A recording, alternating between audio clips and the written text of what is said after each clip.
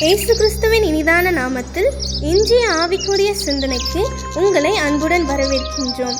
இப்போதும் ஒரு பாடலுக்கு பின்பு உங்கள் சிந்தையை தெளிவிக்கும் ஆவிக்குரிய செய்தியை கேட்கலாம். இயேசுவை நம்பினோர் மாண்டதில்லை, என்னென்ன துன்பங்கள் நேரிட்டாலும் சிங்கத்தின் வாயினின்று ரட்சிப்பார், பங்கம் வராதுன்னை ஆதரிப்பார். சிங்கத்தின் வாயினின்று ரட்சிப்பார், பங்கம் வராதுன்னை ஆதரிப்பார். நெஞ்சமே நீ அஞ்சிடாதே, நம்பினோரை கிருபை சூழ்ந்திடுதே.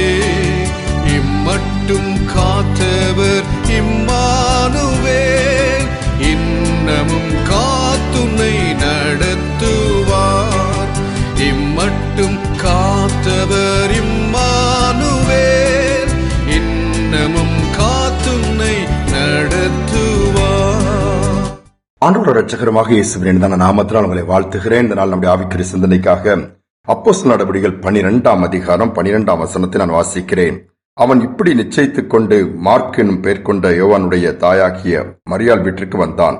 அங்கே அநேகர் கூடி ஜெபம் பண்ணி கொண்டிருந்தார்கள். ஒரு வீட்டுல ஒரு கூட்டம் ஜெபம் பண்ணிட்டு இருக்கிறாங்க. எதற்கென்று சொன்னால் பேதுருவின் விடுதலைக்காக. அப்போஸ்தலனாகிய பேதுரு சிறைச்சாலையில் அடைக்கப்பட்டிருக்கிறார். அடைத்தது யார்? ஏரோது ராஜா. அவனுடைய நாட்கள் அது. ஏன் அடைத்தார் என்று பார்க்கும் பொழுது, அந்த நாட்களிலே ஏரோது ராஜா சபையை துன்பப்படுத்தி கொண்டிருந்தான். இது யூதர்களுக்கு எல்லாமே பிடிச்சிருந்தது.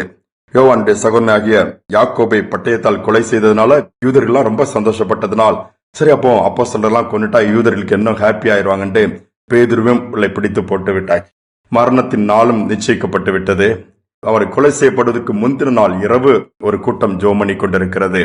எதற்காக? பேதுருவின் விடுதலைக்காக. ஜெபம் ஒரு மனிதனை விடுதலையாக்கி கொண்டு வர முடியுமா? ஒரு ராஜாவின் மனதை மாற்றுமா? இங்கு பார்த்தீர்கள் என்று சொன்னால் ஆச்சரியப்படத்தக்க விதத்திலே கர்த்தர் விடுதலை கொண்டு வருகிறார். ராஜாவுடைய மனசு மாறல, இன்னும் செக்யூரிட்டி பாதுகாப்பு அதிகரிக்கப்பட்டிருக்குது. ஆனால் நம்முடைய தேவன் சர்வ வல்லவர். இந்த ஜெபத்தை கேட்டவர்கள் எங்கேயோ ஒரு பகுதியில் ஜெபிக்கிறார்கள், எங்கேயோ மற்றொரு பகுதியிலே பேதுரு சிறைச்சாலையிலே கைகள் கால்கள் கட்டப்பட்டவனாய் தொழுமரத்தில் இருக்கிறார். யோசித்து பாருங்கள். ஆனால் பேதுரு இருந்த சிறைச்சாலைக்குள்ளே தேவதூதன் போகிறான். அங்கு எல்லா கதவுகளும் மெதுவாக திறக்கிறது, கட்டுகள் எல்லாம் கலண்டு விழுகிறது. தூங்கிக் கொண்டிருந்தாராம் பேதுரு. நாளை தினத்தில் காலையிலே மறிக்கப் போகிறார். ஆனால் முந்தின இரவு நன்றாக தூங்கிக் கொண்டிருக்கிறார். இதுதான் ஆண்டோட்டு பிள்ளைகளுக்கு தேவன் கொடுக்கிற பெரிய சமாதானம். அந்த சங்கிலி எல்லாம் விழுந்ததும் தட்டி எழுப்பி வெளியே கொண்டு வந்து, செருப்பு எங்கப்பா அங்கும்போது செருப்பை கூட கண்டுபிடிச்சு அந்த இடத்துல போட வச்சு கூட்டிட்டு வர பேதுரு எல்லாம் சொப்பனம் காண்கிறது போல இருக்குது. இன்னும் தூக்க கலக்கத்தை விட்டு ஒண்ணுமே தெரியல. நடத்திட்டு வந்து கொண்டு வந்து விட்டு விட்டார். அதுதான் இந்த வசனம் சொல்லுகிறது. பாருங்கள், நாம் ஜெபிப்போம் என்று சொன்னால் எப்படிப்பட்ட சிறையிருப்பு நம்முடைய வாழ்க்கையில மாறும், எப்படிப்பட்ட கட்டுகளும் அறுக்கப்படும், எப்படிப்பட்ட நுகங்களும் முறிக்கப்படும், அற்புதங்கள் நடக்கும். ஒரு அருமையான பெற்றோர் சொன்ன காரியம் எனக்கு அதிக ஆச்சரியமாக இருந்தது. அவனுக்கு ஒரு அருமையான மகன். கல்லூரி வாழ்க்கையில படித்துக் கொண்டிருக்கும் பொழுது கல்லூரியில் இருக்கிற சகோதரி அந்த வாலிப பருவம் எவ்வளவு விளையாட்டுத்தனம் இருக்குது நாம் அறிந்திருப்போம். அப்பொழுது ஒரு இடத்துல இருக்கும்போது அவனுடைய ஃப்ரெண்ட்ஸ் என்று சொன்னால் கல்லூரியில ஒருத்தர் பழகிக் கொள்வார்கள், அவ்வளவுதான். இவன் ஆண்டவருக்கு பயந்த ஒரு பையன். அங்கு ஒரு நாள் என்ன பண்ண, கல்லூரியின் ஒரு பகுதியில ஒரு குறிப்பிட்ட அவனுடைய ஃப்ரெண்ட்ஸ் என்ன பண்ணிட்டாங்க, தீ வைத்து கொளுத்திட்டாங்க.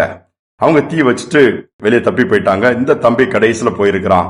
போயிட்டு பார்த்தா தீ பிடிக்குது. ஒரு அறைக்குள்ள அந்த இடம் தீ பிடிச்சிட்டு இருக்கும்போது நேரா போய் நிர்வாகத்திட்ட சொல்றான். அவங்க என்ன பண்ணாங்க, அப்படியாண்டு வேகமா அணைச்சு பார்த்தாலும் நிறைய டேமேஜ்.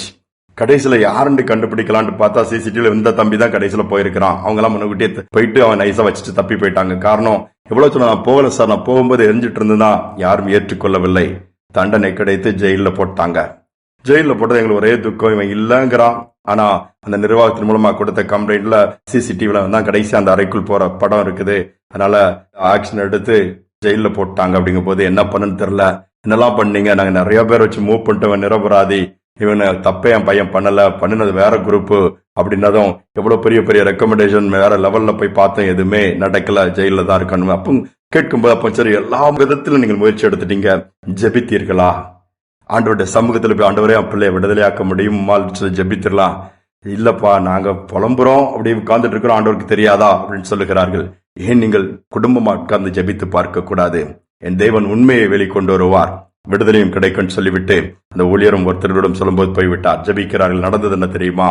அடுத்து அதே கூட்டம், இந்த தீ வைக்கிற கூட்டம் முதனாரம் தப்புன உடனே எங்க திறமடான்னு சொல்லி அடுத்த ஒரு இடத்துல தங்கள் கைவரிசையை காட்டும்போது கையும் களவுமாய் மாட்டிக்கொள்கிறார்கள்.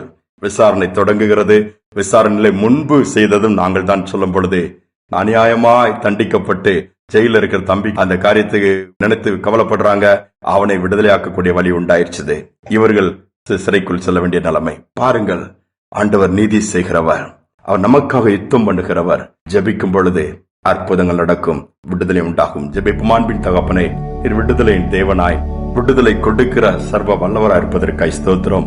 எங்கு பார்த்தாலும் சிறையிருப்பு, எங்கு பார்த்தாலும் கடினமான பாதைகள் அப்பா, என்னைக்கு விடுதலை கிடைக்கும்? அடிமைத்தனத்தின் நுகங்கள் என்னைக்கு முறிந்து போகொண்டு ஏங்குகிற பிள்ளைகள் அதிகம் அப்பா. அந்த நாளிலும் ஒவ்வொரு பிள்ளைகளும் வேதனையோடு போராடுகிற பிள்ளைகளை சிறையிருப்பிலிருந்து வெளியே கொண்டு வருவீராக. ஒருவேளை தவறு செய்து இன்னைக்கு சிறை தண்டனை அல்லது கடினமான தண்டனை அனுபவித்திருக்கிற, இது எனக்கு கிடைச்ச தண்டனை, நான் வாழ்நாள் எல்லாம் செத்துட்டு இருக்கிறேன், நான் செய்த பாவத்திற்கு சொல்லி புலம்புகிற பிள்ளைகள் இருக்குமானால் மனம் இறங்கி ஒரு விடுதலை கட்டளையிடுவீராக. நல்ல ஒரு சுதந்திரத்தை கட்டளையிடுவீராக, நன்மை கட்டளையிடுவீராக. எல்லா சாபக்கேடான காரியங்கள் எல்லாம் மறையட்டும், அற்புதங்கள் நடக்கட்டும். நல்ல ஒரு ஆசீர்வாதத்தை கொடுத்து இருளை அகற்றி அந்த குடும்பங்களுக்குள் வெளிச்சத்தை உதிக்க பண்ணுங்கப்பா. சிறையிருப்பில் இருக்கிற பிள்ளைகளுக்காக நாங்கள் ஜெபிக்கிறோம் அப்பா. நீ நீதி செய்கிற தேவன், அந்த பிள்ளைகளுக்காக இறங்கி அற்புதங்களை செய்து விடுதலை கட்டளையிடுங்க. தாழ்த்தி ஒப்பு கொடுக்கிறோம். துதிகனமை ஏற்றுக்கொள்ளும் இயேசுவின் நாமத்தில் பிதாவே, ஆமேன், ஆமேன். நமக்கு விடுதலை கொடுக்கிற ஆண்டவர் இருக்கிறார். நாம் செய்ய வேண்டியது ஜெபித்தால் போதும், விடுதலை உண்டாகும். சிந்தனையோட நாளை தொடர்வோம். மீண்டும் நாளை தினம் சந்திப்போம். விடுதலை முழங்கிடுவோமே, விக்கினம் யாவும் அகலும். இடுக்கண்கள் சூழ்ந்திடும் வேளை ரட்சகர் மீட்பருள்வாரே. நுகங்கள் முறிந்திடும், கட்டுகள் அருந்திடும், விடுதலை பெருவிழா காண்போம். நுகங்கள் முறிந்திடும், கட்டுகள் அருந்திடும், விடுதலை பெருவிழா காண்போம்.